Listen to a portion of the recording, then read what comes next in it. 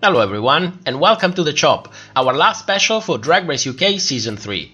Sorry I've been gone for a hot minute, but no worries, I am all healed up already. In addition to that, my laptop charge port decided to die. Not the cable, mind you, the port itself on the motherboard. So that's what it looks like now. But, you know, it works. And after all, who am I to say that's not fashion? I mean, look at that. I'm quite sure that's what Ben de la Creme meant when he was talking about hot glue and desperation, so thumbs up for my little laptop, serving the channel since 2016. Anyway, enough with the chit chat. Let's share some final thoughts about this season before moving on to the reviews of Canada's Drag Race and Drag Race Vatican City, aka Italy. And I promise you, those are going to be majestic. A while ago, we talked about the production troubles behind Drag Race UK Season 3 and made some prediction on what could happen and why, including the top 4. So today we're going to look back at what we said and find out how much we actually fucked it up. And spoiler alert, it went quite well considering that they were made so early. In addition, and most importantly, now that we know the original plan for the season, we can finally see exactly how much they fucked it up, why they fucked it up, and how they managed to manipulate the entire season. Oh my god, you have no idea, I'm going to dissect this to the bone. You're in for a real treat. And that's not all, because we are also going to break down the filming dates for the season. And since Willam got triggered by River Medley's tweets and started showing everyone the middle finger, a lot of people quickly dismissed the rushing of Season 3 as if it was pure fiction. Now, there are some harsh truths behind that exchange, and unfortunately, none of them has to do with the filming of Season 3. And before we begin, don't forget to hit the subscribe button and give the video a like, as it really helps in suggesting our content to more viewers and giving the channel a broader reach here on YouTube. Leave a comment, let me know what you think. I try to answer to as many comments as possible and try to keep a conversation going on all of these difficult topics. And if the comment section is not really your thing, then join us on Discord, where we have a section exclusively dedicated to this season. Which is arguably so much better than the YouTube comment section.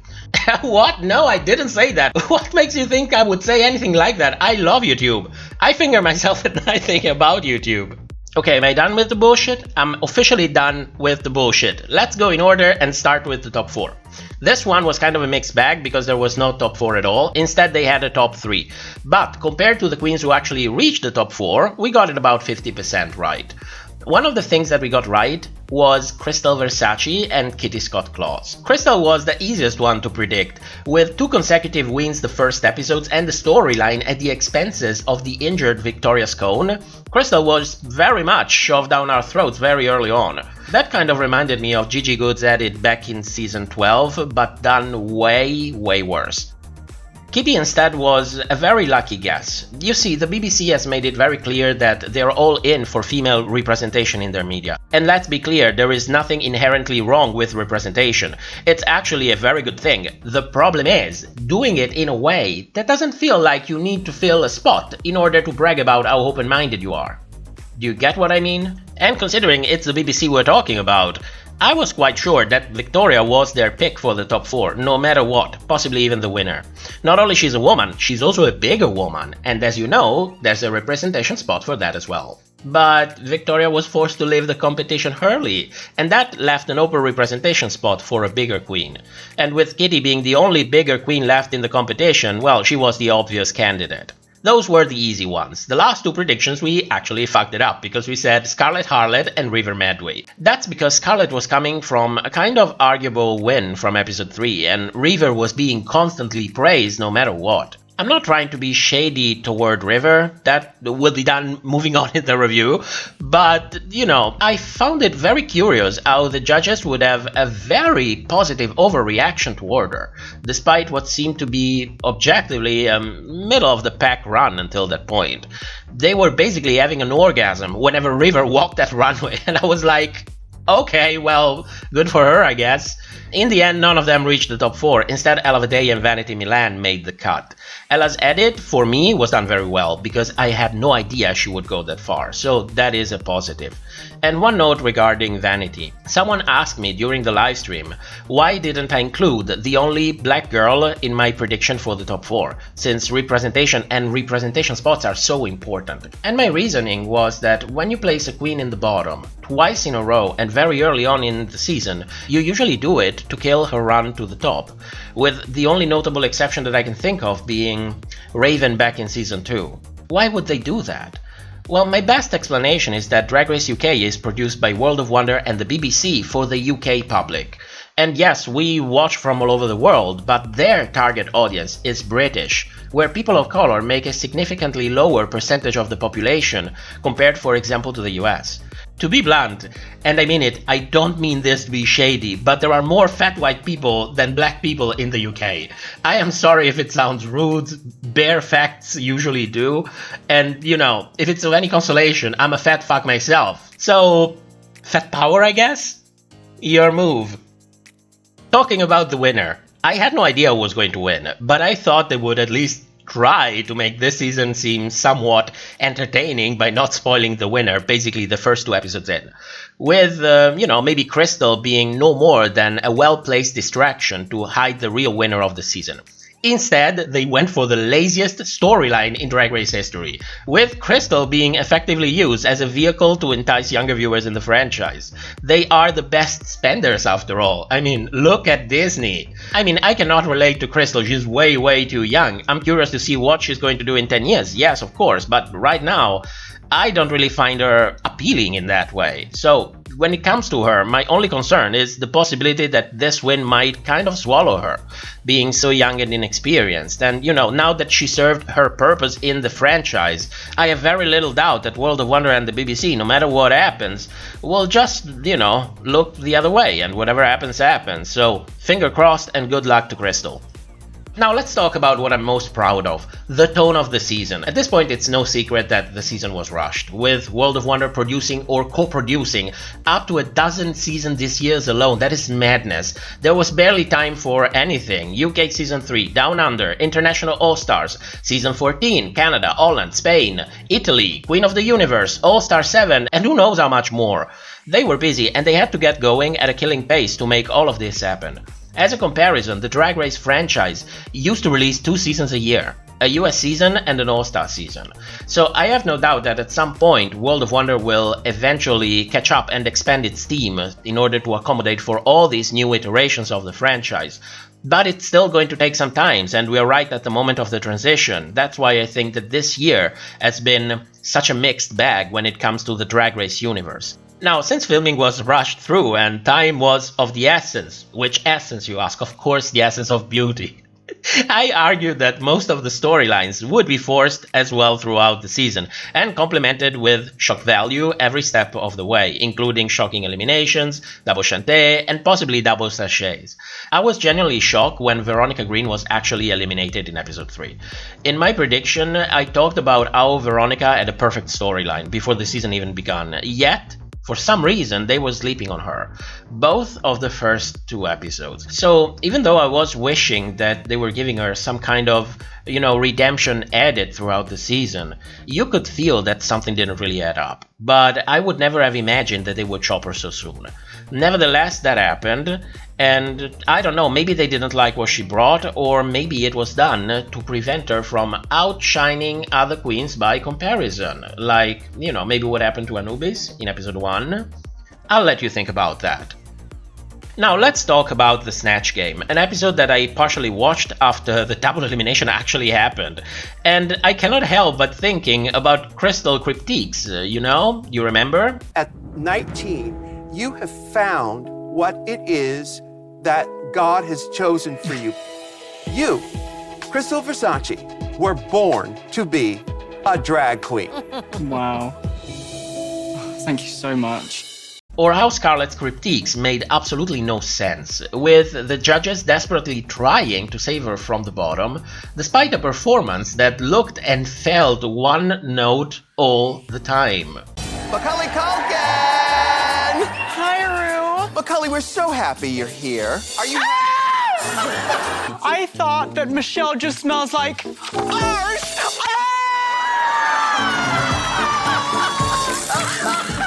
5, 4, 3, 2, 1. So I saw you, I was like, oh my God, it's Macaulay Culkin, and then you did the Home Alone.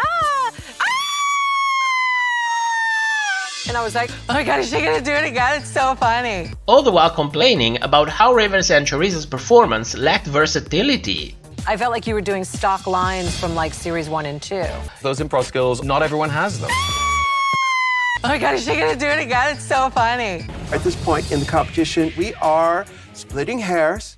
Yours, in comparison to the other girls, you weren't able to take her beyond just the obvious.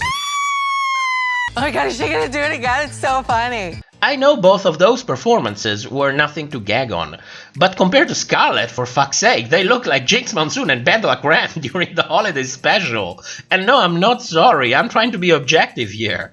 Because regardless of all of this, the judges found a way to save Scarlett and put them in the bottom instead, only to be both eliminated for no apparent reason than shock value alone. That whole episode looked and felt incredibly surreal to me, until you start to realize that Crystal was going to win the season no matter what, that Chorizo was allowed to shine very early in the edit of the season, and River was overpraised for a reason. And that reason was this episode's double elimination, something that was likely planned very early on in the development of the season. You know, let them shine early so that the viewers will react more emotionally when they are suddenly eliminated together. You know, shock value. I was genuinely surprised that they really did it, especially because in my prediction, I said it mostly ironically. If the season was so rushed, I knew that there was a good chance that they could do it, but I didn't believe that they would really do it. And talking about program double eliminations, there's something that I want you to understand here. In television, broadcasters like VH1 or the BBC make a schedule of what they're going to air in the future, usually a couple of years in advance, give or take a few months, depending on how well organized they are. It's a matter of planning ahead of time, because resources will have to be invested, and I'm not just talking about money, human resources have to be allocated as well. Studio time needs to be precisely allocated. There is so much planning behind the producing and airing of a TV show that we could literally spend months talking about just that. And in addition, don't forget that, based on the schedule that they make, multiple deals across multiple companies all have to be agreed upon and all have to be honored. And if you add the selling of advertising slots for commercial breaks into the mix, like it happens on VH1 for example, the whole matter gets an order of magnitude more complicated than that. What you see on television today was carefully planned in advance, and the BBC is no different. It's not just a matter of timing or being organized, there is a monetary incentive in planning ahead of time and stay on schedule. Else the network will be faced with a domino effect that will cost them tens of millions of dollars. Case in point, with the pandemic hitting in early 2020 and much of the world being in lockdown, filming was shut down and the whole entertainment industry went into shambles, forcing them to take the financial hit of rescheduling and replanning across multiple years. In the case of Drag Race UK and the BBC, it looks like their goal was to desperately try to remain on schedule and minimize their losses. As a result, we got 2 seasons aired in a single year. Why am I telling you this? Well, because now that the season is over, we finally know how many episodes were ordered back in the day. We know their schedule. 10 episodes in total, which coincidentally is also the exact number of episodes that you need for a season with 12 queens, where each episode 1 queen gets eliminated, until you reach the 10th and final episode with the top 3, and by the end of it, the winner of the season. Or alternatively, you can have a top 4 with 9 competitive episodes plus 1 reunion. I hope you see where I'm going with this. In February of this year, filming completed for Drag Race Down Under. Not even a couple of weeks later, filming for Drag Race UK Season 3 began. They knew they had little time, and they knew that the order was 10 episodes. That was the schedule. So whatever they decided to do with the season, it had to fit 10 episodes, and it all had to be filmed quickly. So without much time at hand, emphasis was given to shock value at the expenses of production value. Story producers and executive producers sat down, sometime probably back in November of 2020, and thought about what to do with 3 weeks of filming. What about something that's not done in a while? What about the double elimination? Ooh, that's a great idea! But the problem is that if you do that, you are left with 1 episode less, and the Hoarder is 10 episodes. Okay, good. What about then adding a reunion episode? Oh yes, that would work, but reunions come at the end of the season, and by that time, many viewers might have already tapped out. Okay, we do the double elimination. What if we couple it with a double shantay? That would bring the episode count back to 10, and if you do the double shantay early in the season, that would also keep the viewers more interested. Win-win! And now, with 12 queens, a double shantay, and a double elimination, shock value is at its peak, the number of episodes is kept constant at 10, and everything is going to plan. Except Victoria. Victoria had to leave the competition in episode 3, and no one could have foreseen that. So, they were back at 9 episodes again. I am gagging at how panicked the whole production was, because think of it for a moment. They're rushing through everything, compensating with tons of shock value, forced storylines, crazy critiques, and then that happened. 1 contestant less, 1 episode less. Back at square one. So something had to be done about it. And that's why, in my opinion, of course, there was a second non-elimination episode, episode 8, next to the very end of the season, as if it was an afterthought. Isn't that curious? Anyway, that was the non-elimination episode that I was talking about during the prediction, because after episode 3, I argued that if Victoria left the competition unexpectedly, then that meant that they had 1 episode less. So one way or the other, they had to compensate for that. And the double shantay also works well for shock value. So if you told me back then that they were also planning for another double shantay and a double elimination, I wouldn't have believed you. I would have called you insane, because that sounds insane. Nevertheless, here we are. So, I hope I explained myself properly, but if you have any questions, let me know, because the worst that can happen is that we agree to disagree. Now, one last thing before I start working on my review for Canada's Drag Race. Willam. Willam said a lot of things regarding this season, and we covered them all in this video. At some point, he was called out by River Medway, and his answer was generally taken as an admittance of guilt. What can I say about that? Well, first of all, differently from other creators, I don't really make a video about each and every rumor that I hear, unless I have additional information that can somehow confirm or disprove that rumor. I reported on Willam's words because I had reason to believe that they could be true. I knew the approximate filming dates for Down Under and Drag Race UK, and I knew that the franchise was expanding rapidly, with schedules for almost a dozen seasons to be filmed this year. I knew they had to rush.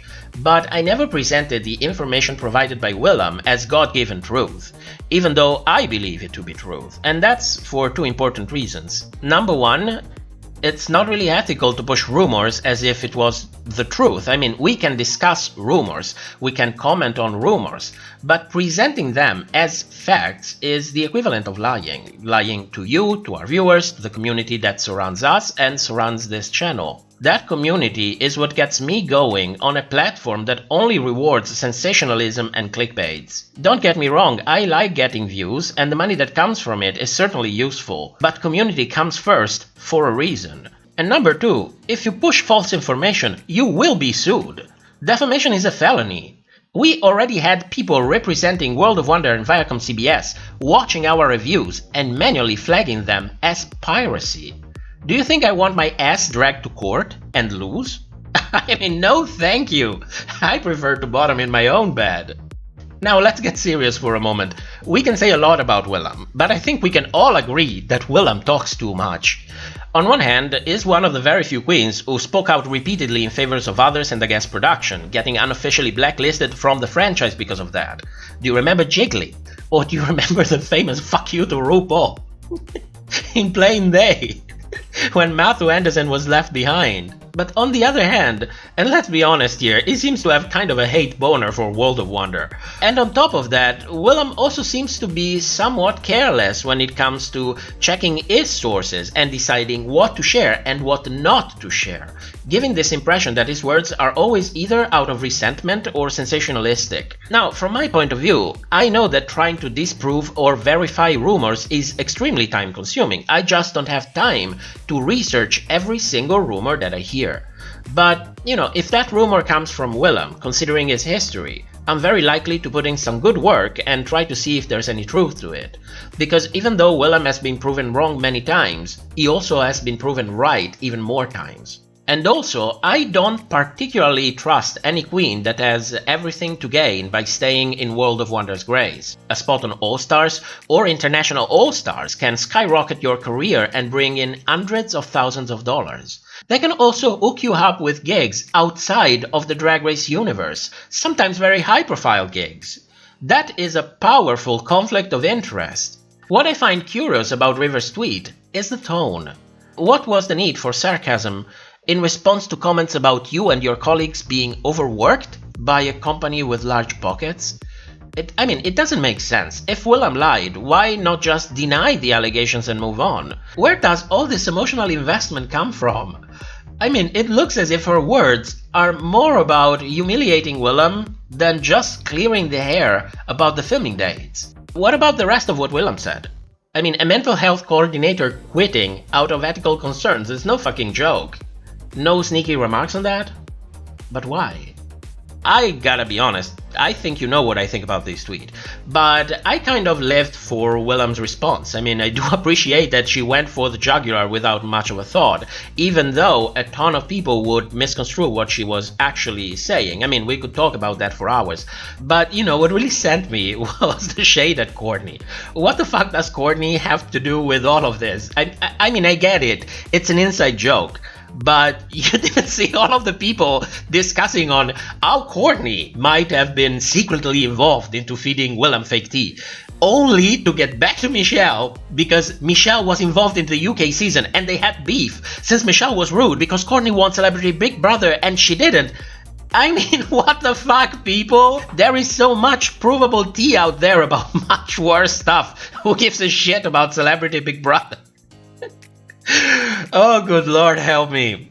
In a way, I wish Willam doubled down on River's conflict of interest. I think there would have been, nothing necessarily shady about that, because there is a conflict of interest, and there is also an understandable conflict of interest. If you have to pay bills, I do understand that. I'm not pointing fingers against anyone here.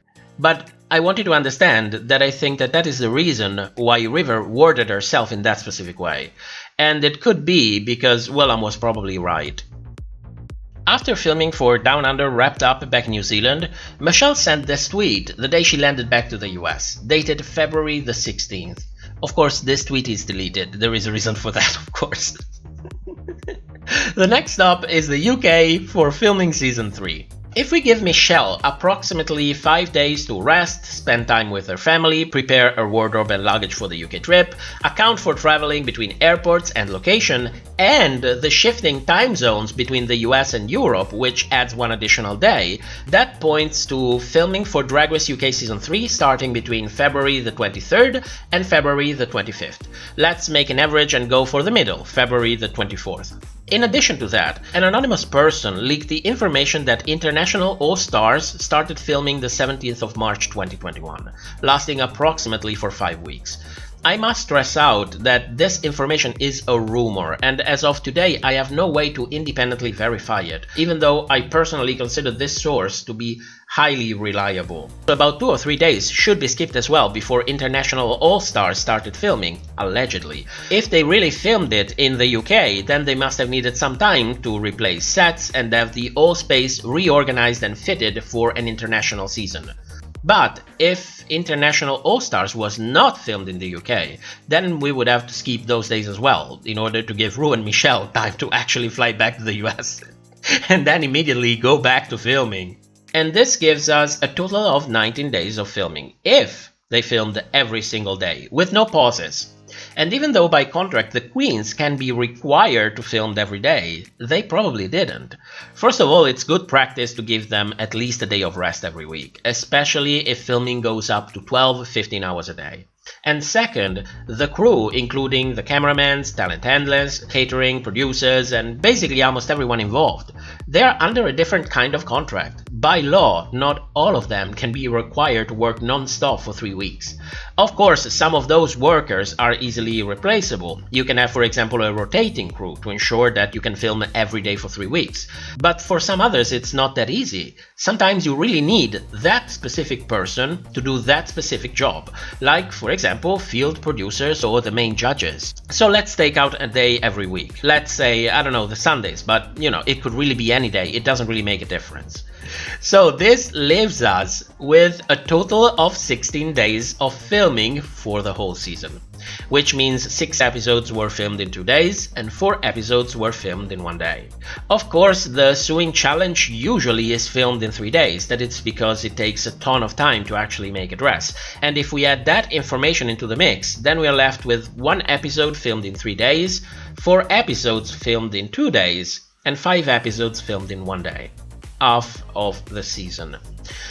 How likely is this scenario? Well, when you take into consideration the Drag Race usual schedule, World of Wonder's commitment to film so many seasons this year, the information shared by Michelle and Willam, the leaks, and most importantly, the final results that we saw on screen, I think it's very likely. But let me know your thoughts in the comment section below. A special thanks goes to our patrons for supporting the channels. You guys are incredible and I can never thank you enough for supporting our asses.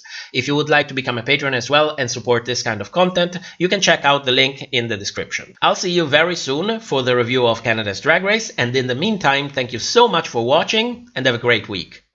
A little bit of black goes a long